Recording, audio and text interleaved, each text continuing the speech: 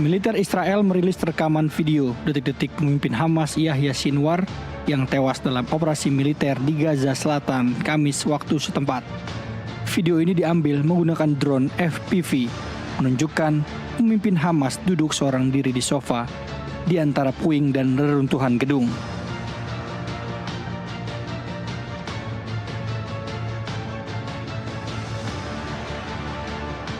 Kematian Yahya Sinwar ini disambut perayaan oleh warga Israel di Sderot, kota yang berbatasan dengan Gaza.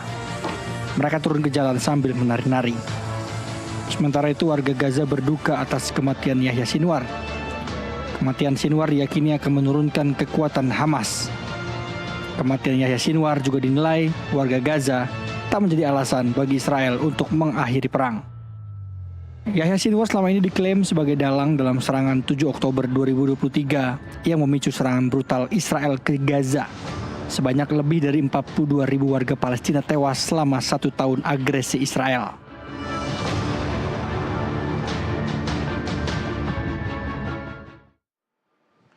Pemirsa, perang Israel dengan Hamas dan Hizbullah di dua mandala yaitu Gaza dan Lebanon membuat orang waras terus bertanya-tanya tentang nasib perdamaian di Timur Tengah. Apakah bangsa manusia harus menyerah dalam mencari cara untuk mendamaikan Israel dengan dua seterunya itu?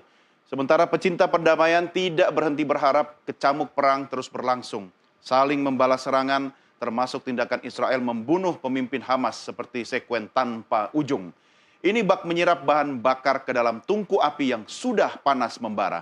Kami ajak Anda untuk membahasnya bersama narasumber yang sudah kami hadirkan di studio, jurnalis perang yang keluar masuk kawasan perang di Timur Tengah, Faisal Assegaf, dan juga Direktur Jenderal Asia Pasifik dan Afrika Kementerian Luar Negeri Republik Indonesia, Abdur Qadir Jailani, yang terhubung melalui sambungan Zoom. Bang Faisal, apa kabar? Alhamdulillah sehat. Terima kasih bersama kami. Kita sapa Pak Dirjen. Pak Dirjen, apa kabar Pak? Kabar baik, bagaimana kabarnya semuanya? Alhamdulillah Pak Abdul Qadir. Terima kasih. Saya ke Pak Jalini dulu. Pak Jalini, bagaimana dengan nasib masa depan perdamaian di Timur Tengah? Ya, memang kalau kita lihat secara seksama apa yang terjadi hari per hari, memang prospeknya memang semakin menyedihkan karena kita melihat bahwa Israel terus melakukan eskalasi, apalagi tindakan Israel yang jelas-jelas merupakan pelanggaran hukum internasional masih terus dilanjutkan. Kita mengetahui bahwa beberapa hari yang lalu Israel melakukan blokade di Gaza Utara, bahkan juga melakukan serangan terhadap berbagai fasilitas medis termasuk rumah sakit Indonesia. Hal ini jelas-jelas merupakan pelanggaran hukum internasional, suatu tindakan yang tidak dapat diterima. Oleh karenanya Indonesia terus melihat bahwa masyarakat internasional perlu bertindak secara tegas karena kita tidak dapat membiarkan semua tindakan Israel tersebut tanpa hukuman. Ya, kalau kita lihat Pak Dirjen, aksi yang dilakukan oleh Israel itu memang sepertinya tidak ingin menghentikan kekerasan atau peperangan. Tidak ada muatan atau visi menuju perdamaian. Anda melihat seperti itu atau bagaimana Pak Dirjen?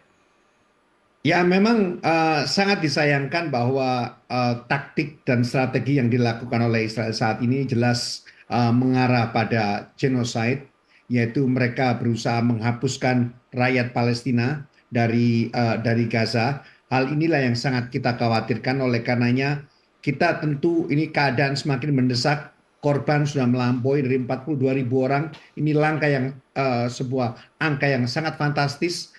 Dan kita lihat juga hampir 2 juta orang, lebih dari 2 juta orang di Gaza telah terusir dari rumahnya. Ini merupakan tindakan yang sama sekali di luar batas kemanusiaan. Sampai pada titik ini, dunia internasional masih diam saja, Pak Dirjen? Saya bukan mengatakan dunia internasional diam, tapi saya lebih suka mengatakan bahwa Dewan Keamanan PBB sebagai lembaga internasional yang paling bertanggung jawab untuk menyelesaikan masalah ini tidak mampu menyelesaikan persoalannya. Oleh karenanya hal ini merupakan potret bahwa tata dunia baru di dunia saat ini telah mengalami krisis legitimasi karena kegagalannya mengatasi krisis kemanusiaan yang terjadi di Gaza. Artinya suara keras kita melalui PBB masih kalah keras dengan dentuman senjata dan rudal Israel, Pak Dirjen. Ya, saya dapat katakan bahwa langkah yang dilakukan oleh Dewan Keamanan jauh dari cukup, karena kita ketahui bahwa Dewan Keamanan PBB sebagai penanggung jawab utama untuk memelihara perdamaian internasional tidak dapat bertindak secara signifikan untuk menghentikan pelanggaran hukum tersebut. Baik, saya ke Bang Faisal. Bang Faisal, setelah Anda melihat video yang dalam pengantar dialog kita tadi juga bagaimana Yahya Sinwar kemudian harus meregang nyawa di ujung senjata Israel. Apa yang bisa Anda sampaikan? Ya, apa yang dilakukan Yahya Sinwar menjadi teladan bahwa seorang pemimpin itu bukan bersembunyi di belakang, tapi dia berjuang sampai titik darah penghabisan. Sebagai seorang pemimpin dia berani tampil di front, artinya dia membantah semua sangkaan Israel bahwa dia bersembunyi di dalam terowongan, dia memakai sandera sebagai perisai diri, ataupun dia memakai bahan peledak seperti yang dilakukan Usama bin Laden yang terpojok meledakkan diri ketika terpojok oleh pasukan Amerika. Tapi Yahya Sinwar membuktikan bahwa dia memang benar sebagai seorang pahlawan, sebagai seorang istilahnya mujahid yang berani tampil di depan. Dan ini tentu bakal menjadi semangat bagi perlawanan para pejuang Brigade Izzuddin Al-Qassam dan para pejuang lainnya, bahwa sebagai seorang pemimpin dia istilahnya tidak berada di belakang, tidak hidup enak, tapi dia mau sampai titik darah penghabisan. Artinya kematian Sinwar bukan berarti akhir dari perseteruan, bisa menambah perang lagi begitu ya? Tentu saja, karena kan Hamas bukan baru kehilangan pemimpin. Selama perang Gaza mereka kehilangan, kita tahu ada Marwan Issa, wakil Panglima Brigade Izzuddin Al-Qassam, ada Saleh Al-Aruri. Saleh Al-Aruri itu kepala biro politik, dia itu kepala biro politik Hamas untuk tepi barat. Kemudian juga kehilangan Ismail Haniya, itu kan sebuah kehilangan besar para pemimpin. Tapi kita tahu Hamas sudah memiliki mekanisme pemilihan pemimpin. Dan jangan lupa Hamas ini bukan sekedar organisasi politik atau organisasi militer, ini adalah gerakan perlawanan melawan pejuang, melawan penjajah, gerakan perlawanan pejuang untuk melawan penjajah. Di mana-mana semangat nasionalisme itu pasti sangat besar. Dan ditambah lagi kita tahu ada dalam syariat Islam kan ada membela tanah air, itu bagian dari jihad. Jadi orang-orang Palestina di Gaza yang tergabung dalam Hamas atau milisi lainnya seperti Jihad Islam dan lainnya itu adalah orang-orang yang siap mati karena mereka tahu ini membela tanah air, mengusir penjajah adalah bagian dari jihad. Iya, tolong luruskan saya Bang Faisal, karena dari perspektif Hamas ini adalah jihad. Tetapi bagi warga Israel, khususnya tentara Israel, yang mereka lakukan juga bagian dari jihad mereka. Ketemunya akan di mana ini? Ya, kita tahu pengiriman pasukan tentara Israel itu kan penugasan. Di mana-mana tentara kan punya keluarga, punya anak, punya istri, ataupun punya suami. Mereka pasti takut mati. Berbeda dengan para pejuang Hamas ataupun milisi lainnya yang mereka berjuang memang untuk membela tanah air mereka. Jadi motivasinya sudah beda. Apalagi kita tahu yang dikirim itu kan rata-rata orang-orang yang baru lulus ini wajib militer, dan tambah lagi mereka ini kan pasukan ini tidak kenal wilayah atau lapangan di Gaza. Terakhir itu Israel melakukan invasi ke Gaza ketika terjadi perang pada 2014. Artinya Gaza itu udah berbeda sama sekali, jarak 10 tahun, jarak 9 tahun ketika pecah serangan 7 Oktober 2023. Dan Israel sudah memblokade Gaza sejak Juni 2007. Artinya sudah lama pasukan Israel itu tidak tidak masuk ke Gaza. Oke, saya kutip statement Yahya Sinwar ya, yang pasti Anda juga dan Pak Dirjen sudah tahu bahwa hadiah terbaik yang bisa diberikan oleh musuh dan penjajah kepada saya, Yahya Sinwar maksudnya, adalah membunuh saya dan saya pergi sebagai syuhada di tangan mereka. Ini kata-kata ini akan membangkitkan semangat yang lain tentu. Iya. Ya, tentu saja, karena kan kita tahu setiap musim panas Hamas itu melakukan pelatihan untuk anak-anak muda. Mereka bukan hanya dilatih keterampilan berperang, tapi mereka ditanamkan nilai tauhid dan jihad, bahwa membela tanah air itu bagian dari jihad. Artinya anak-anak ini diajar mereka harus siap mati untuk membela tanah air, mengusir penjajah.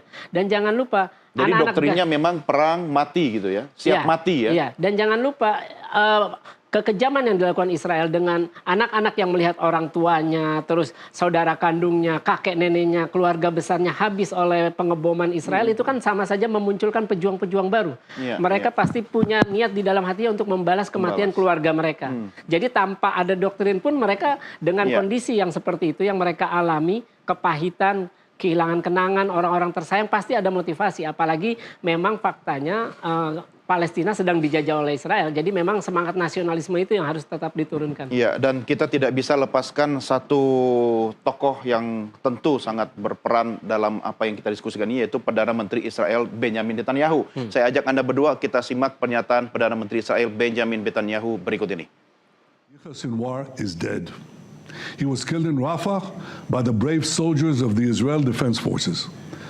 While this is not the end of the war in Gaza, it's the beginning of the end. To the people of Gaza, I have a simple message. This war can end tomorrow. It can end if Hamas lays down its arms and returns our hostages. Pak Dirjen, saya sering menemukan tokoh-tokoh atau pemimpin negara di dunia ini memang hobinya perang. Dan salah satunya yaitu Benjamin Netanyahu. Di periode sebelumnya dia menjabat juga tidak pernah sepi pemberitaan media dari aksi kekerasan, peperangan, bahkan saya pinjam istilah Anda, genosida. Bagaimana impian atau mimpi dunia internasional tentang perdamaian selama Netanyahu masih duduk pada kursi kekuasaan di Israel? Pak Dirjen. Ya, memang hal ini merupakan tantangan tersendiri karena tadi saya sudah katakan bahwa selama ini masyarakat internasional, terutama dunia barat, selalu mengumandangkan tentang pentingnya penghormatan terhadap rule of international law, juga penghormatan hak asasi manusia. Namun malangnya ketika hal ini berkaitan dengan kejahatan yang dilakukan oleh Israel, standarnya yang dilakukan cukup berbeda, dan sikap masyarakat internasional, tepatnya Dewan Keamanan PBB, karena telah didominasi oleh beberapa negara Dewan Keamanan PBB telah gagal untuk mengambil tindakan. Hal ini sekali lagi saya katakan ini merupakan bukti bahwa tata dunia baru sedang mengalami krisis moral karena banyak negara mulai skeptis bagaimana negara-negara berkembang terutama Global South mempersoalkan bagaimana rule of law di tingkat internasional dapat diterapkan. Jadi ini merupakan tantangan. Dan orang-orang macam Netanyahu ini juga menjadi persoalan. Kita lihat sendiri saat ini adalah International Criminal Court sudah mengeluarkan arrest warrant terhadap Netanyahu. Dan kita lihat seberapa jauh bahwa arrest warrant tersebut dapat dilaksanakan. Baik Pak Dirjen dan Bang Faisal, kita rehat sejenak. Kita akan lanjutkan diskusi kita setelah azan maghrib untuk Jakarta dan sekitarnya. Pemirsa, kami segera kembali sesaat lagi. Tetap bersama NTV Prime Dialog.